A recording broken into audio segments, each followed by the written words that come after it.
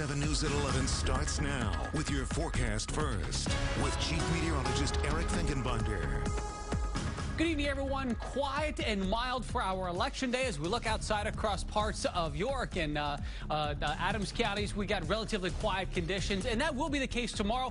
Clearing skies, allowing temperatures to drop into the 30s, stay in the 30s for much of the morning commute. We got a lot of things to talk about, including some rain, snow, and lots of cold. We'll talk more about it coming up.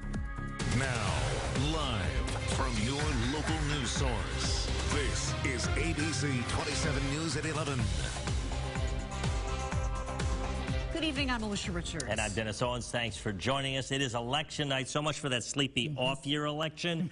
A mid-state county is making news for all the wrong reasons. York County unveiled their new voting machines today, and there were problems from the start. Slow machines, long waits for voters, frustrated voters, and now a lawsuit. Alex Peterson joins us live in York tonight. Alex. Alicia and Dennis, what a night it's been here in York County. The PAGOP says they're just trying to protect the integrity of the vote. That's why they took legal action tonight. But York County says the actual storing of these ballots that were sort of compromised at a time during today in a briefcase is actually the system working. All of the issues here in York County seem to be focused in Fairview Township. That's in Precinct 3, where a lack of scanners caused a backlog. That meant some ballots were placed in a briefcase for scanning later once poll workers had some downtime. The county says that is standard procedure. But the GOP sees it a different way, saying even just one compromised or unscanned vote is cause for concern. The GOP calling Governor Wolf's requirement of new voting machines an unfunded mandate, and that counties simply were not ready today. York County admitting they misjudged how long scanning would take and that one scanner at each polling place wasn't enough. This is really a wake-up call for next year. Obviously, we have a presidential election that is going to be of great interest to a lot of voters. We expect a much larger turnout. We can't afford to have this happen next year. So when you stood there and zipped it in, 3 seconds, 5 seconds, maybe 7 seconds, then you put in your next piece of paper, and when that backs up, I mean, that's what was misjudged. Yeah, anything but a low, quiet municipal election day here. The PAGOP says once they actually found out about these issues and those unaccounted votes in that briefcase, the county did work with them, allowing a Republican and a Democratic representative to walk with those votes, to travel with those votes to the courthouse where they are right now, properly being scanned and accounted for. A York County judge is expected to further review this case tomorrow, so stay tuned for more answers on that. Live in the city of York tonight, Alex Peterson, ABC27 News. And we can tell you we are not getting results from York County even here to our newsroom, so stay tuned, as he said. Now, while Republicans sue over today's election, the state insists everything was fine, nothing to see here. Sarah Gisrael's back from an evening news conference on that with the Secretary of State. Sarah. Yeah, Alicia and Dennis, this has turned out to be a case of same election, two very different stories. Acting Secretary of State Kathy Bookvar says she told us that she talked to Pennsylvania Republicans and they since backed off from their lawsuit. But as you just heard from Alex, that's far from the case. Bookvar did acknowledge that York County was the epicenter of today's problems, although she says the 44 other counties that use the new machines, including Lebanon and Perry, didn't see those same issues, the heart of which were ballots printed on the incorrect size of paper, causing scanner problems. She says those ballots were flagged and are going to be counted by hand tonight. As far as Republicans' allegations that the state broke the law by telling judges of elections to scan voters' ballots themselves, she says that's simply false. No Department of State employee or call center employee ever instructed the counties or the poll workers or anybody else to take any of those actions. The only thing we've instructed them is to follow appropriate statutory, regulatory, law. Despite some confusion in York County, Bookvar is hopeful that we worked out all of the issues this year before next year's huge presidential race with the new machines. She also said based on stories from poll workers, this year's turnout was better than expected. Dennis? Sarah, thank you very much. Okay, let's roll through some numbers for you. 3 seats up for grabs tonight for Dauphin County Commissioner. George Hartwick, Democrat incumbent, had a big night, but look at the last 2 names there. Diane Bowman leading Mike Preece. top 3 vote getters move on. What you were looking at there, if those numbers hold, Dauphin County will go Democrat in the commissioner's office for the first time in a long time.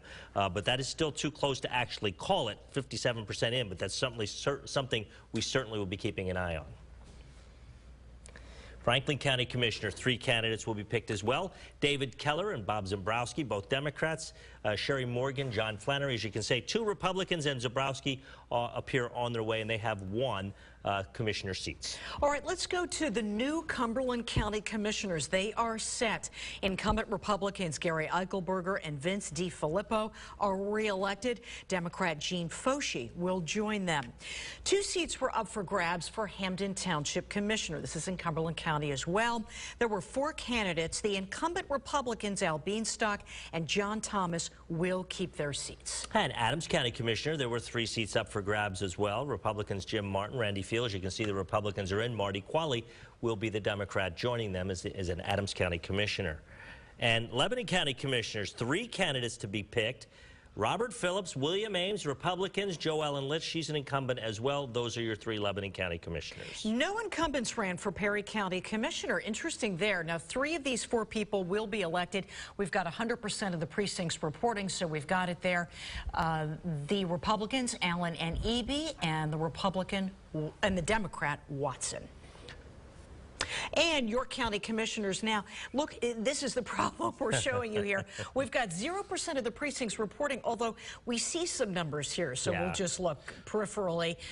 2 Republicans in the lead and then the Democrats. Well, they're working hard counting those by hand. So that might be a tomorrow story before we're able to tell you exactly. Or the day after that even. We'll see, right? Okay. All right. Cumberland County District Attorney, Republican Skip Ebert. He was a judge. He was a DA. He was a judge. He's a DA, and he's a DA once again. Skip Ebert is your winner. He is the Republican there. Lancaster County District Attorney, this is interesting. Both the candidates are attorneys. Of course, Craig Stedman, we'll tell you about how he did as he ran for judge, so he stepped down. These are both 2 new faces, but Heather Adams is your winner. We are told she would be the first woman district attorney in Lancaster County history. Turning to Lancaster County Judge now, this is 40% of the precincts reporting.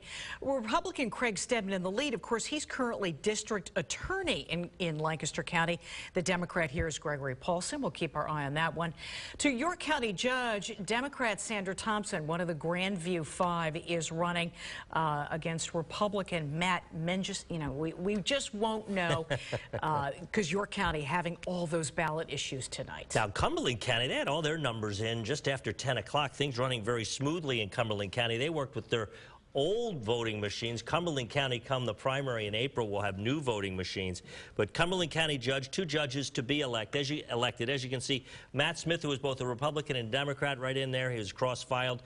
And Kerry Hyams, the Republican. Those are your 2 Cumberland County judges. And Dauphin County Clerk of Courts, close race here. Democrat Brad Kaplinski, he's a familiar name, former Harrisburg City Councilman. It looks like he is going to be your Clerk of Courts. All right, let's take a look statewide here. State Superior Court, voters are going to pick 2 of these. We've got 56% of the precincts reporting. Right now, you've got a Republican and a Democrat in the lead. We'll keep our eye on that one. The state is counting the votes for the Marsy's Law ballot referendum, but those numbers will not be certified until a lawsuit plays out. But it's worth noting, Pennsylvanians overwhelmingly voted yes. Opponents are not necessarily against more rights for victims of crimes, which is what this would give. They just believe that the referendum makes too many constitutional changes at once.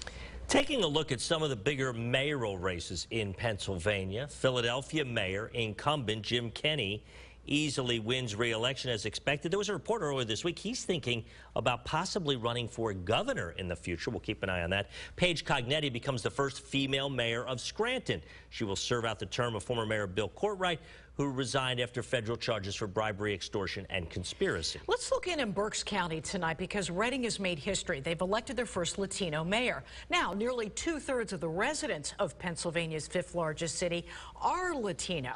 Democrat Eddie Moran is their next mayor. He was born in Puerto Rico, grew up in New York before moving to Pennsylvania 12 years ago. He is currently vice president of the Reading School Board. We've been showing you lots of numbers, but there are numbers Penn State football fans care about most of all. We have huge news tonight. The first college football playoff rankings are out. Penn State is number 4. So if the season ended today, which it doesn't, the Nittany Lions would be in the college playoff. Ohio State is number 1. Ali Barubi will have much more on this story later in sports. And good evening, Harrisburg. It is a beautiful but chilly night. Your full forecast is coming up in minutes.